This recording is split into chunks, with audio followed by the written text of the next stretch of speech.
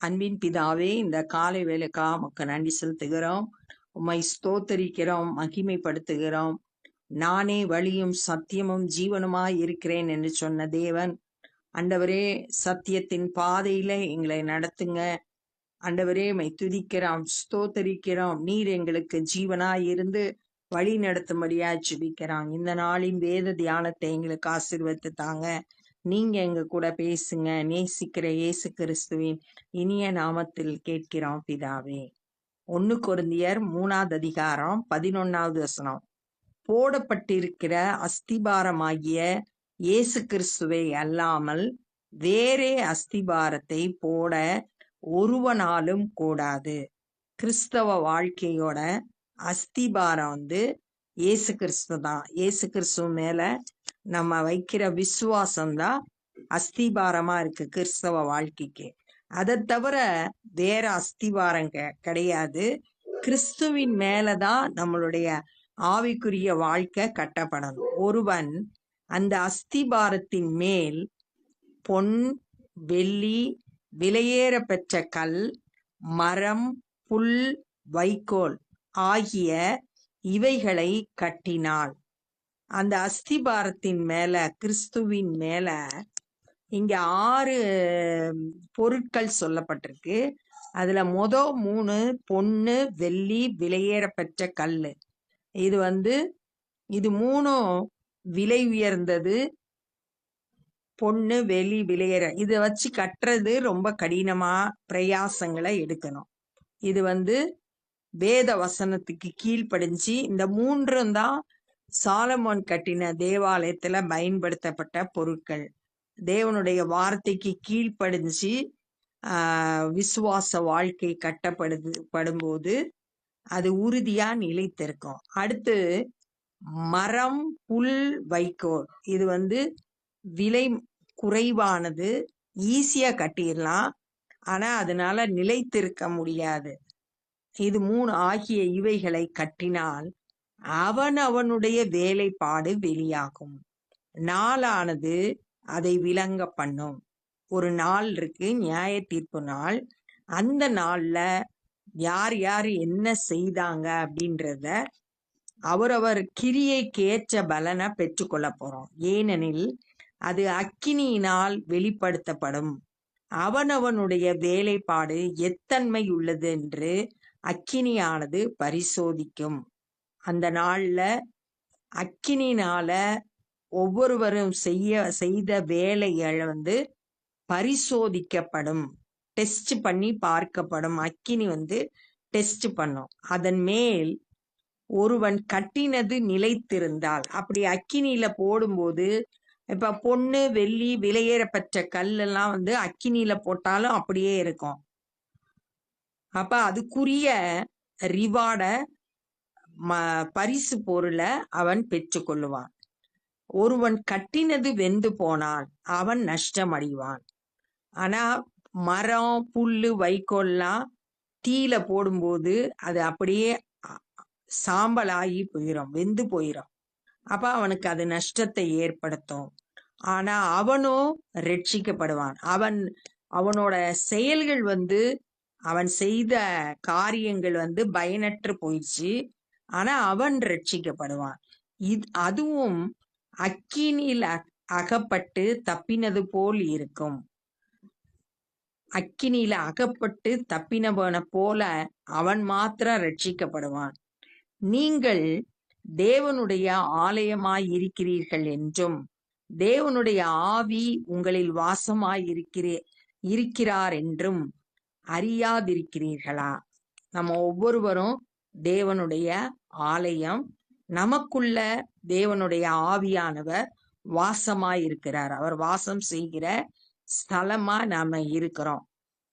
இது இந்த இடத்துல என்ன சொல்லப்பட்டிருக்குன்னா, சபையை குறிச்சு சொல்லப்பட்டிருக்கு. ஏன்னா சபையில தான், கொரிந்து சபையில அவங்களுக்கு ஒரு பிரச்சனை, அதுக்கு தான் இந்த கடிதம் எழுதப்பட்டது. இந்த இடத்துல சபைக்குள்ள தேவன் வாசம் பண்ணுகிறார். அதனால சபை தேவனுடைய ஆலயமாய் இருக்கிறது. ஒருவன் தேவனுடைய ஆலயத்தை கெடுத்தால் அவனை தேவன் கெடுப்பார். சபையில பிரச்சனைய பண்ணினா தேவன் வந்து உன்னை கெடுப்பார் அப்படின்னு சொல்லியிருக்கு. அப்ப அங்க சபைக்குள்ள பிரிவினை இருக்கக்கூடாது. ஆஹ் பிரச்சனைக்கு நீ காரணமா இருக்காத. அப்படி இருந்தேனா தேவன் உன்னை கெடுப்பார். தேவனுடைய ஆலயம் பரிசுத்தமாய் இருக்கிறது, நீங்களே அந்த ஆலயம். தேவன் வாசம் பண்ணுகிற இடம் பரிசுத்தமானது. அதுல எந்த ஒரு தேவனுக்கு பிரியமில்லாத காரியமும் இருக்கக்கூடாது. நம்ம ஒவ்வொருவரும் தேவனுடைய ஆலயம். அப்ப நம்மளோட சரீரம் பரிசுத்தமா இருக்கணும். சரீரத்துல தேவனுக்கு பிரியமில்லாத செயல்களை நம்ம செய்யக்கூடாது. கண்ணு தேவையில்லாததை பார்க்க கூடாது. வாய் வந்து கர்த்தருக்கு பரிசுத்தமானதை மாத்திரம் பேசணும். ஒவ்வொரு அவயவமும்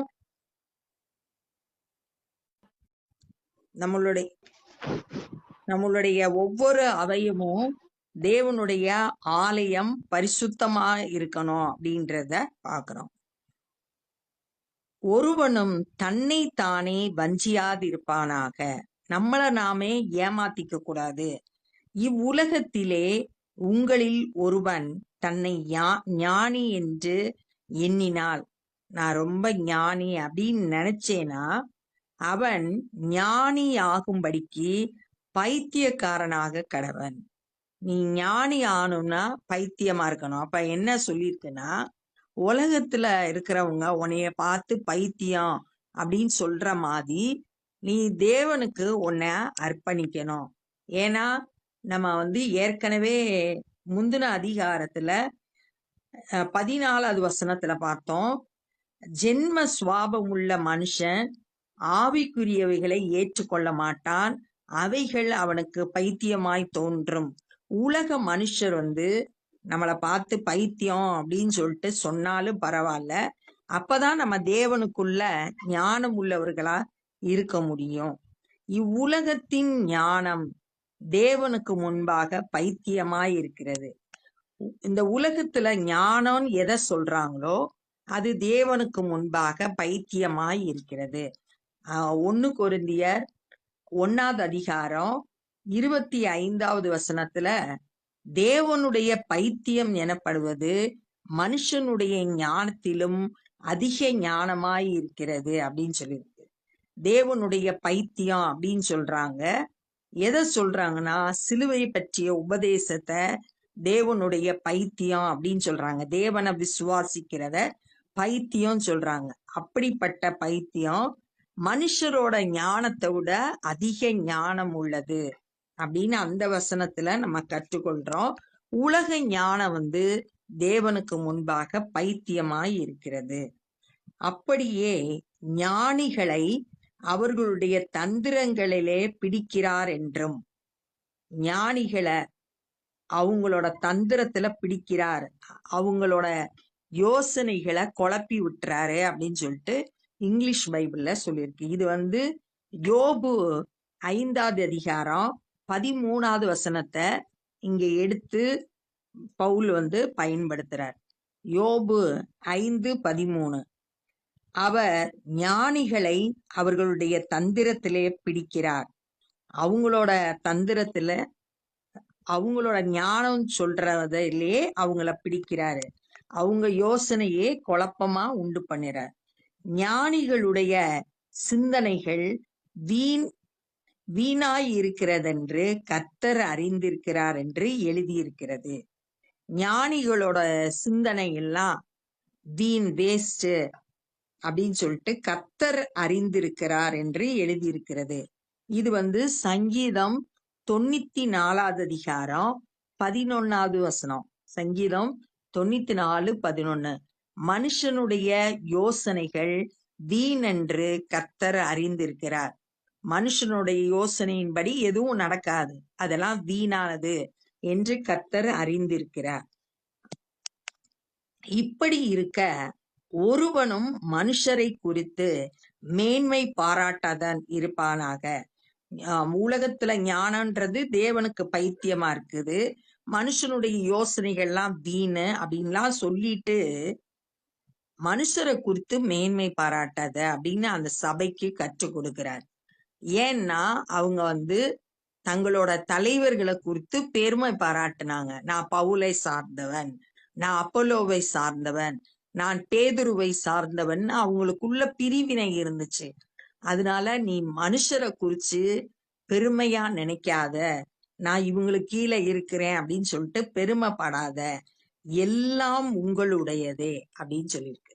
எல்லாம் உங்களுடையதே அப்படின்னா பவுல்னாலும் சரி, அப்போலோனாலும் சரி, பேதுருனாலும் சரி, இவங்க எல்லாரும் உங்களுக்காக கர்த்தரால் அனுப்பப்பட்ட ஊழியக்காரங்க. எல்லாரும் உங்களுடையவர்கள் தான்.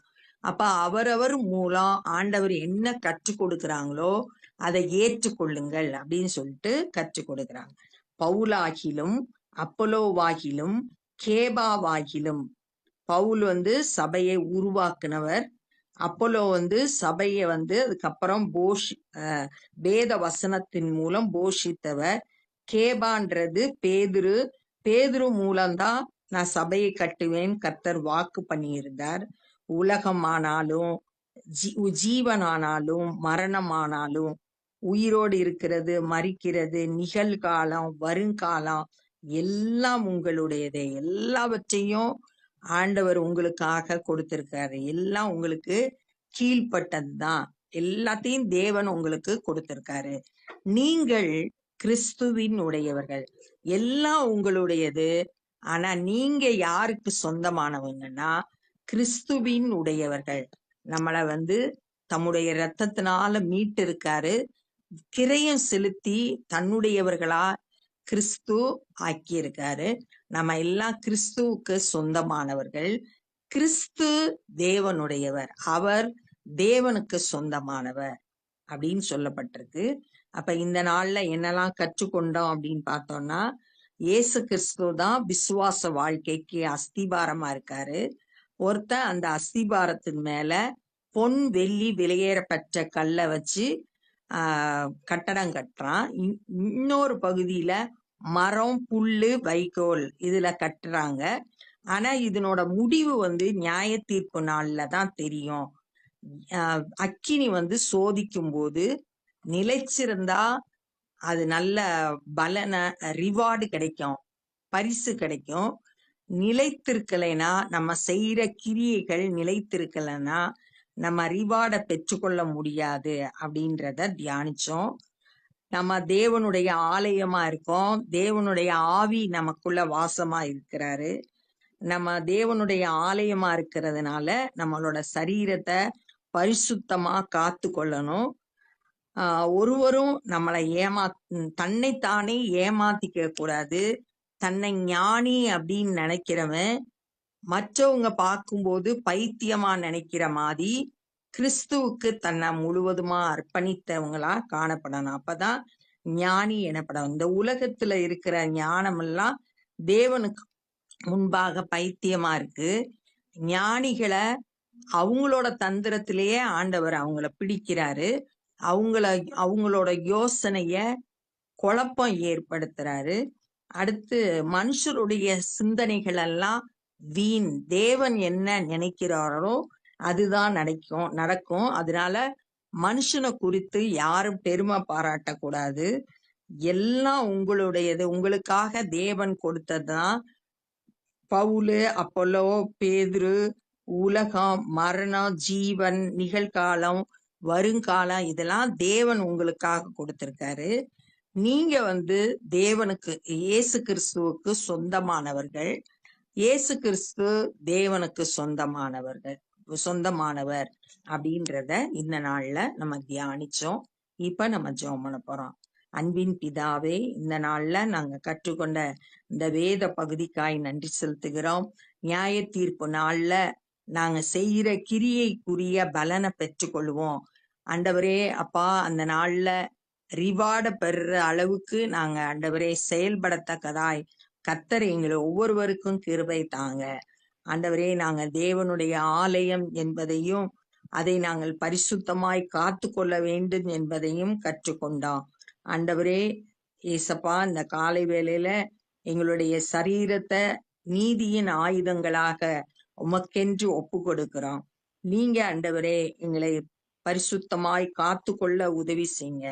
நாங்க கிறிஸ்துவுக்கு சொந்தமானவர்கள்.